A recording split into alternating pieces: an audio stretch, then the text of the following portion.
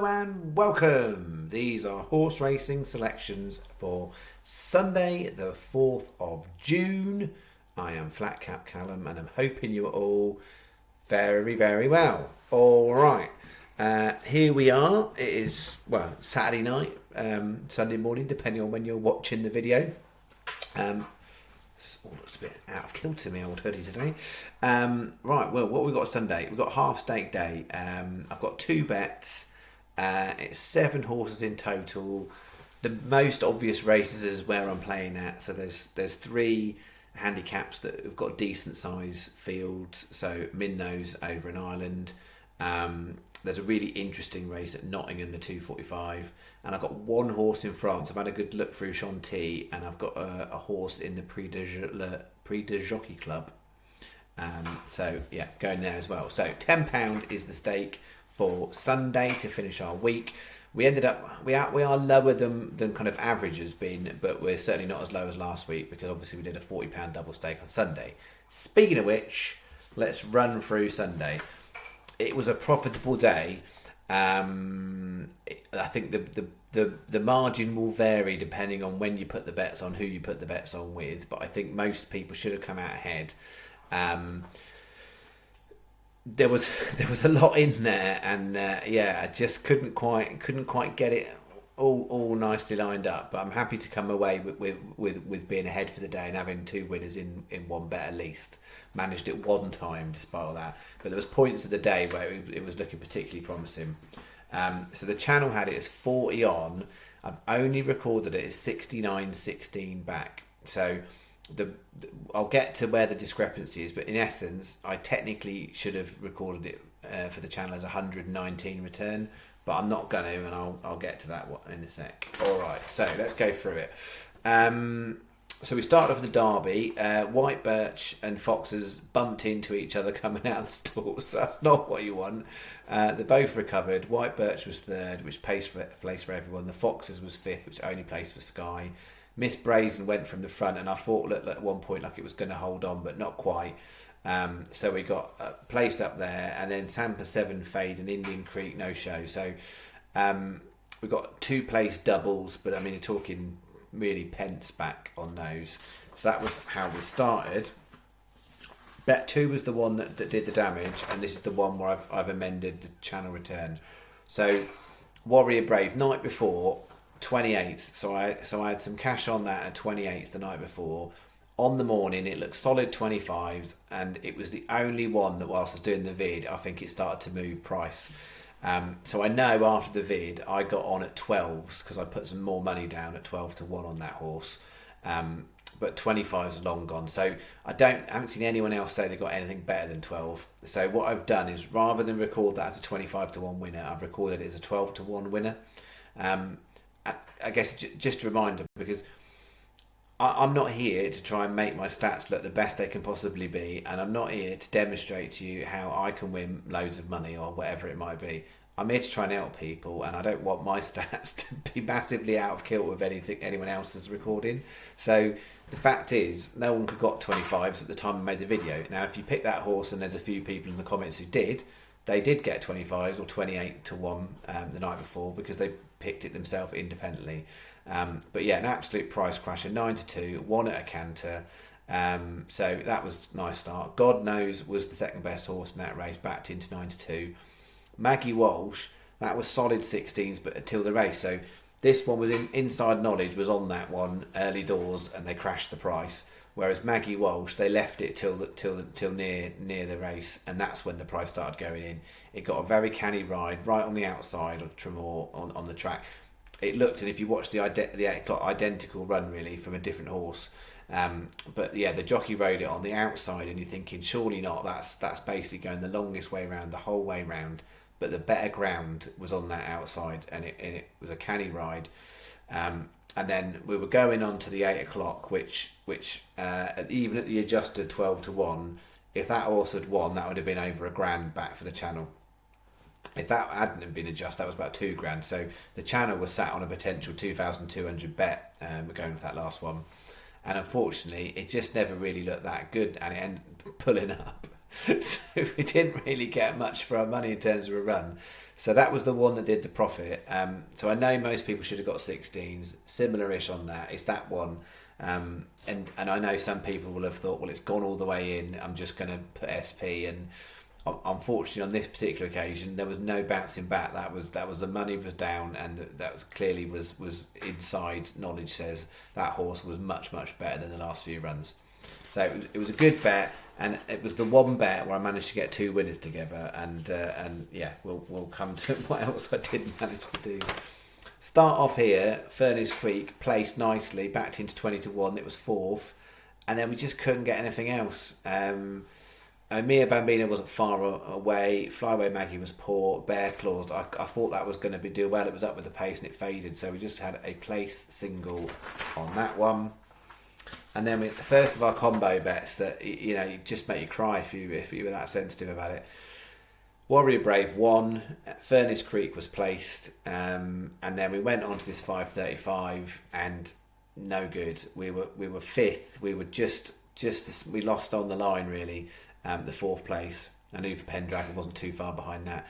So nothing back, despite starting off with what I would have recorded as a 12-1 winner and a 33-1 place.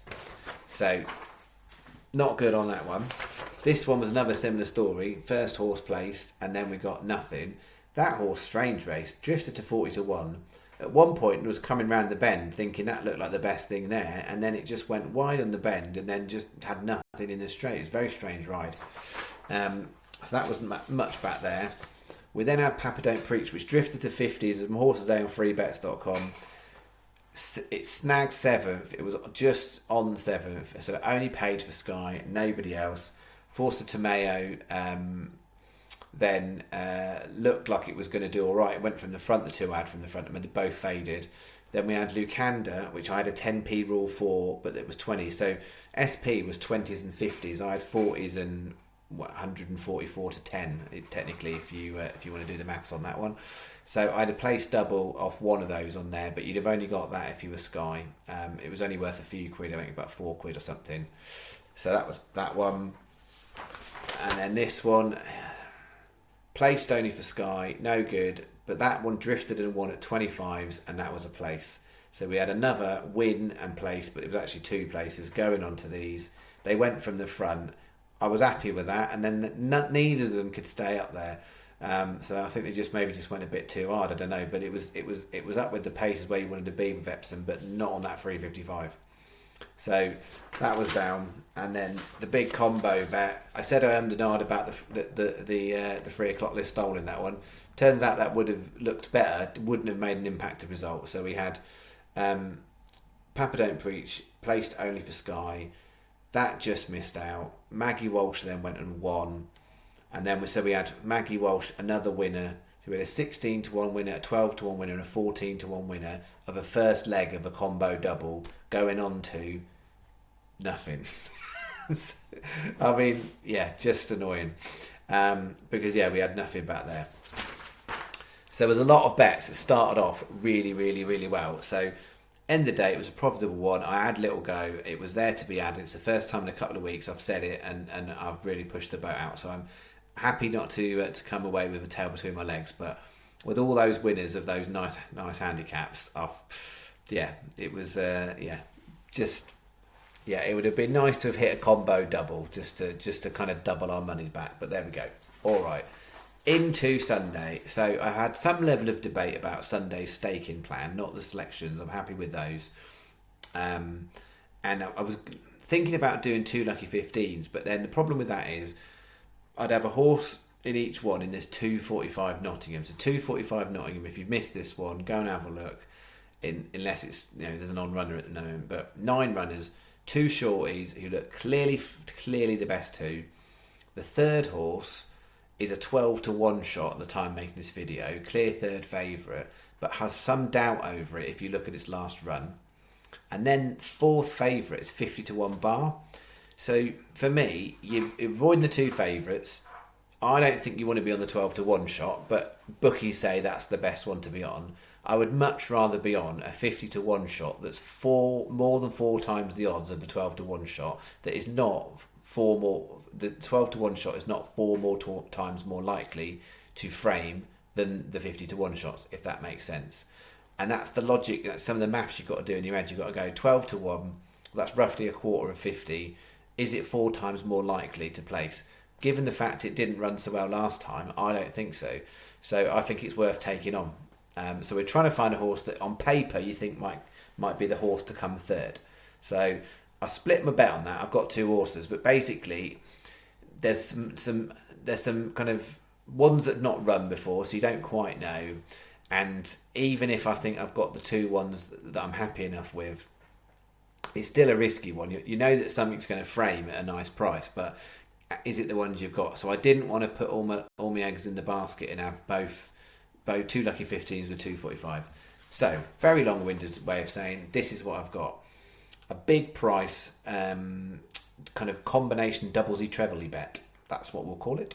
So the 245 Nottingham. The 2 I want to have on my side are Socialist Agenda, which has got some pretty decent form as a bumper, and it's done all right over hurdles. But as a bumper horse, 3 out of 3 wins. Knocking that. In the context of the race, it's carrying a bit more weight than some of the others. But that horse is absolutely no mug, and there's some donkeys in there. So I felt like that's definitely worth keeping on side. And I can't see it being 50s when the race comes around. And then the other one is One More No More, which on form is the 4th best horse. It ran over Chelmsford last time, so what's it going to do on the turf? We will see. But I think that's the 4th best one on form. So yeah, they're the 2 I've gone with. Not much between them, to be honest. At the time making this video, you can get 66s on that on 365, but everyone else is pretty much the same. So we're going those 2. And then the 320 Kilbeggan, this horse is in both bets. Dio Bellator, that's my value horse of the day, really. It's not the biggest price, but it's the value. It's won before over at Kilbeggan on decent enough ground, and I think maybe that's just what it wants. Profile is it's inconsistent, but it has run well at Kilbeggan over course and distance, and it's only about £2 higher, so don't want to walk past that at 33 to 1. I think it's an absolute massive price for the horse. And then we're going 407 Listowel. I'm having a little punt on Pink Socks. If you look at its first couple of runs, when it was just getting going, it ran to a reasonable enough standard, and then it's not really done much since. And it on its comeback run, I think it had a bit of promise last time out, and I think if it kicks on from there, that 50 to 1 might look a little bit of a silly price. But it's a risky one, so I've done it like this. I've got all the biggies together basically. So it's 2 times 25p each way trebles, 5 times 25p each way doubles. So in essence, 2 of these place, and we are doubled our money for the day. So that's the kind of reality of it. If they all place, we'll get something placed and everything. We'll be really happy. And then I've got a 55p each way single on Pink Socks. So that we've got, if the first 3 do get beat, we've got something going on to Pink Socks at that big price. Now, bookie wise, standard terms, most bookies are 5, most bookies are 5. So you want a bog bookie. If you're doing it the night before, Coral probably won't let you put the bet on. And then 365 and Paddy are the other options, but they're not bogged the night before. So on the morning, if you want a bog with this, Coral, 365, Paddy, but basically most bookies are offering the same place terms. The watch out on 365 at the time I made this video, most bookies are the same prices here, but 365, 20s and 25s I think it is, they're significantly worse prices on those 2 on 365. So 365 are agreeing with me that these are a little bit more of a threat than everybody else thinks. We'll see what happens on Sunday afternoon. So it's 460 is the bet. And then the other one is the Lucky 15 without the 245. So I've got here the 305 Chantilly. I'm going for Dettori's horse. I think that's really overpriced. Should be single figures. Epictetus, I don't know. We'll go with that, 14 to 1. 320 Kilbeggan, Dio Bellator, as talked about. And then we've got 2 shorty ones, 407 Listowel, Tara Power 8, 437 Listowel, well suited 17 to 2. It's an 18p each way, lucky 15, 540 is the bet. 365, our best So 365 Hills and Sky are the only ones at the moment of the biggies going 4 here, and that I think that could be significant. Then they're all 5 on this. Most bookies are 5 on this. So it's only that one you're missing out on. But as I said, you watch out here is 365 are only 20s at the time making this video on Dear Bellator. Get a slightly better price on these two, worse off on that one. So yeah, if I was you and you were doing this night before, Sky or Hills are better, and then let's see how the price settles down with that one. So that's $5.40 is your bet. All right, so £10 down. Going into Sunday, we're $4.89 up. So the worst we can do is leave the week minus £5.11. That we are in June, and therefore we are $4.89 up for June. The worst we can do at the end of this week is minus £5.11 for June. So win, lose or draw, it's not been a terrible week, but if we can get ourselves at least £5.12 pence return off of those bets, then it will be a profitable week. Clearly, we'd like a bit more, but we'll see. The outlook for next week, a bit hard to tell. It looks like the weather's going to stay holding a little bit longer on the firmer ground, so I'm imagining the field sizes are going to stay on the lower side. But as we've done the last couple of weeks, I will try and pick and choose my moments. And yeah, almost onto a good thing today. The Epsom race was the obvious one. But the Listowel one, it was a decent field handicap, and to be on the winner in a decent place, I was happy with that. And then over in Tremor, the two races I liked in there. The 7 o'clock obviously had a winner on that one. The 8 o'clock they weren't good, but the winner there was 25-1 winner. I can't remember the name of it, but I looked back and I was like, it was lower down my shortlist. It was definitely pickable at Tremor, and then it was really just then the Lingfield one where we just couldn't get that. The horses just couldn't get them framed, but it was a decent betting heat. So close in and around it, rattled the doors, as I will tell you that is that. All right, I will be back then Tuesday night. Tuesday night is when I'm back for Wednesday selections. Anything else I find in the meantime, I will put in the comments for Monday and Tuesday on this Sunday video. Otherwise, next video from me is Tuesday night for Wednesday selections. Have a good rest of your weekend and a good start to your week, and I will see you Tuesday night. Oh, last thing, got any friends that like horse racing? Get them to subscribe. I'm about 11 subscribers short of 3,000. It's a nice little milestone. It'd be nice to get that before I come back on the next video. So if you've got anyone, or if you've not subscribed and you're thinking about it, just nudge it up to 3,000. But while I'm talking on the same subject, if you're the person who subscribed, who then dislikes the video about 2 minutes after I upload it, literally every night, can you either just not dislike it or just not subscribe it? Because I find it really confusing behaviour. So just, if you could do that, that would be helpful. All right, thanks very much. Anyway, that's me. See you Tuesday night. Bye-bye.